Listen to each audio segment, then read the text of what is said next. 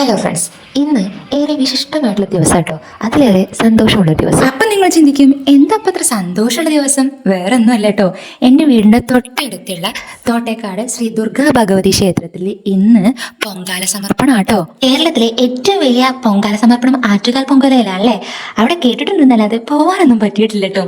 അപ്പോൾ അതേപോലെ ചെറിയ ക്ഷേത്രങ്ങളിൽ വേറെ ഇടങ്ങളിലൊക്കെ ചിലപ്പോൾ പൊങ്കാല നടക്കുന്നുണ്ടായിരിക്കും. പക്ഷെ നമ്മുടെ നാട്ടിൽ ഇത് ആദ്യമായിട്ടാട്ടോ. സ്ത്രീകളുടെ ശബരിമല എന്നറിയപ്പെടുന്ന ആറ്റുകാൽ പൊങ്കാലയില് എത്ര ആൾക്കാരല്ലേ ഇവരില്, അതും പുറത്തുനിന്ന് ആൾക്കാർ വരെ ഉണ്ടാവലുണ്ട്.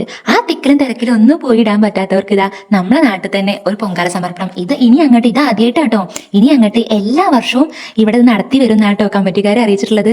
ഇത്രയേറെ സന്തോഷമുള്ളത് ഇനി വേറെ ഏതെങ്കിലും ഉണ്ടോ? എനിക്ക് എട്ടുമയ്ക്കും വർക്കിംഗ് ഡേ ആവുകൊണ്ട് ഇവിടുന്ന് അമ്മയാട്ടോ പോയത്. ക്ഷേത്രത്തിലെ കമ്മിറ്റിക്കാര് ഇന്നലെ തന്നെ അടുപ്പും വിറകും കാര്യങ്ങളൊക്കെ സെറ്റ് ആക്കിയതുകൊണ്ട് രാവിലെ തന്നെ നേരത്തെ തുടങ്ങാൻ പറ്റിട്ടോ. അങ്ങനെ നമ്പൂതിരി വന്ന് ഇതാ ആദ്യത്തെ അടുപ്പിന് തീ കൊളുത്തിയിട്ടുണ്ട് കേട്ടോ. അതിനുശേഷം പായസത്തേക്കുള്ള അരി നാട്ടിലെ ദേശത്ത് മുതിർന്ന വ്യക്തികളെ കൊണ്ട് സമർപ്പിക്കുകയാണ്. അങ്ങനെ ഓരോരുത്തരായിട്ട് വന്നിട്ട് ചെയ്യാം കേട്ടോ. സത്യത്തിൽ ഞാനിത് ആദ്യമായിട്ട് കാണാം കേട്ടോ. ഞാനും അമ്മയൊക്കെ ആദ്യമായിട്ട് പോവുകയാണേ ചെയ്യാൻ. പൊങ്കാല കേട്ടിട്ടുണ്ട്, അതേപോലെ ടിവിയിലോ ഫോണിലൊക്കെ കണ്ടിട്ടുണ്ട് എന്നല്ലാതെ നമ്മളിത് ആദ്യമായിട്ട് കേട്ടോ നേരിട്ട് കാണുന്നതും അമ്മയൊക്കെ നേരിട്ട് ചെയ്യണതും. ഇക്കൊല്ലം ഏതായാലും അതിനുള്ള ഭാഗ്യം കിട്ടില്ല, അടുത്ത കൊല്ലെങ്കിലും അതിനുള്ള ഭാഗ്യം ദേവി തരട്ടെ. നമ്മൾ പെണ്ണുങ്ങൾക്ക് ദേവിക്ക് സമർപ്പിക്കാൻ ഇതിൽ പരം വലിയ ഒരു വഴിപാടില്ല എന്നാട്ടോ പറഞ്ഞു കേട്ടിട്ടുള്ളത്. അത്രത്തോളം മഹത്താണ് അത്ര പൊങ്കാല സമർപ്പിക്കുന്നത്. അത് നമ്മളെ വീടിന്റെ ഐശ്വര്യത്തിനും നമ്മളുടെ സമ്പൽ സമൃദ്ധിക്കും അതേപോലെ നമ്മൾ എന്തെങ്കിലും കാര്യങ്ങൾ സാധിച്ചെടുക്കാനൊക്കെ പൊങ്കാല സമർപ്പണം നല്ലതാണെന്ന് ഞാൻ കേട്ടിട്ടുണ്ട് കേട്ടോ. എല്ലാവർക്കും അന്നം വെള്ളം ധാരാളം ഉണ്ടാവട്ടെ. ശരം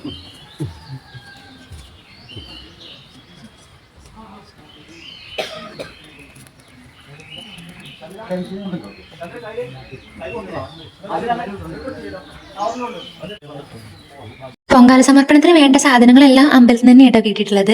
അതിനുള്ള കലവും അരിയും അതിനുള്ള സാധനങ്ങളും നമ്മളോട് കൊണ്ടു ചെല്ലാൻ പറഞ്ഞത് ആകെ പൂക്കൾ മാത്രമാണ്.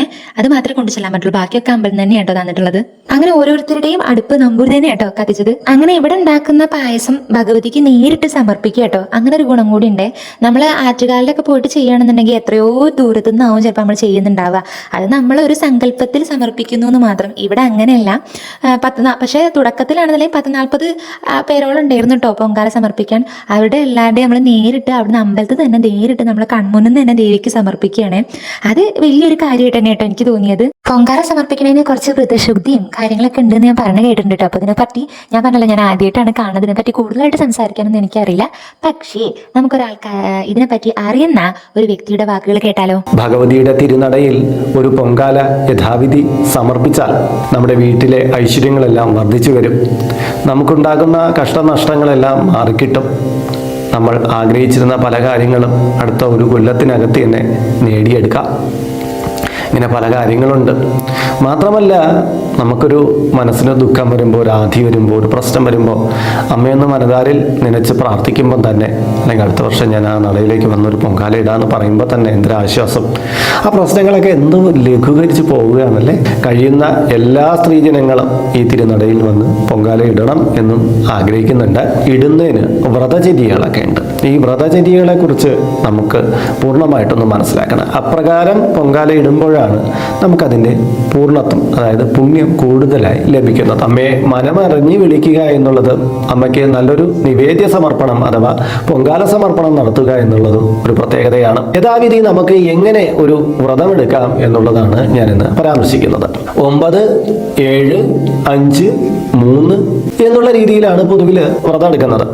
എന്നാൽ ഇതിനെ കൂടുതൽ 21 ദിവസത്തെ വ്രതം എടുത്തു വരുന്നവരുണ്ട്, 41 വ്രതം എടുത്തു വരുന്നവരുണ്ട്. അതൊക്കെ സാമാന്യമായിട്ട് അവരുടെ ഭക്തി കൊണ്ട് കൂടുതലായി ചെയ്യുന്നതാണ്. ഇതിൽ തലേ ദിവസം ഒരിക്കലും ഊണാകണം എന്നാണ് വിധി. അതായത് അപ്പോൾ പൊങ്കാലയുടെ തലേ ദിവസവും പിറ്റേ ദിവസമാണ് നമ്മൾ വ്രതം എടുക്കുന്നത്. അപ്പോൾ പഴകിയ ഭക്ഷണങ്ങളൊന്നും ഈ തലേ ദിവസം കഴിക്കരുത്. പിറ്റേ ദിവസം നമ്മൾ ക്ഷേത്രത്തിൽ വന്ന് പൊങ്കാല ഇട്ടതിന് ശേഷമായിരിക്കണം നമുക്ക് ഭക്ഷണം കഴിക്കേണ്ടത്. അതായത് പൊങ്കാല ഇടുന്നവരെ നമ്മൾ ഭക്ഷണം കഴിക്കാൻ പാടില്ല. വേണമെങ്കിൽ ശരീരത്തിനൊക്കെ ക്ഷീണമുള്ള അമ്മമാർക്ക് വേണമെങ്കിൽ ചൂടുവെള്ളമൊക്കെ കുടിക്കാം, അതിന് വിരോധമൊന്നുമില്ല. ഈ പൊങ്കാല ഇട്ട് അതിന് ശേഷം അത് തിളച്ച് അത് വെന്ത് കഴിഞ്ഞതിന് ശേഷം അത് ഇറക്കി വെച്ചതിന് ശേഷം കഴിക്കണം. കഴിയുന്നവരെല്ലാം ക്ഷേത്രനടയിൽ തന്നെ വന്ന് പൊങ്കാലയിടുക. ആ പൊങ്കാലയുടെ യഥാർത്ഥ പുണ്യം നിങ്ങളിലേക്ക് ആവാഹിക്കുക. നിങ്ങളുടെ ജീവിതത്തിലെ പല പ്രശ്നങ്ങളും മാറ്റിയെടുക്കാൻ വേണ്ടി. അതിന് മാത്രമല്ല, അമ്മയ്ക്കൊരു നിവേദ്യം കൊടുക്കാൻ, നമുക്ക് നേരിട്ട് കൊടുക്കാനുള്ള ഒരു അവസരം കിട്ടില്ല, എപ്പോഴും അത് കിട്ടും. അപ്പൊ അതിനും കൂടി മനസ്സർപ്പണം. നമ്മുടെ അമ്മയ്ക്കാണ്, നമ്മുടെ സ്വന്തം അമ്മയ്ക്ക് കൊടുക്കുന്നത് പോലെ നമ്മൾ ആ ഭഗവതിക്ക് കൊടുക്കുക കേട്ടോ. അപ്പൊ ഇത്രയൊക്കെയാണ് പൊങ്കാല സമർപ്പണത്തിൽ നമ്മൾ ശ്രദ്ധിക്കേണ്ട കാര്യങ്ങൾ കേട്ടോ. അപ്പൊ അമ്മയുടെ ഒരു ഫോട്ടോ ആയിട്ടോ പൊങ്കാല സമർപ്പണത്തിൽ നിന്നിട്ട്. അങ്ങനെ പൊങ്കാലയിലുള്ള എല്ലാവരുടെയും നേതി ഒന്ന് നമ്പൂതിരി പൂജിക്കുകയാണ് കേട്ടോ.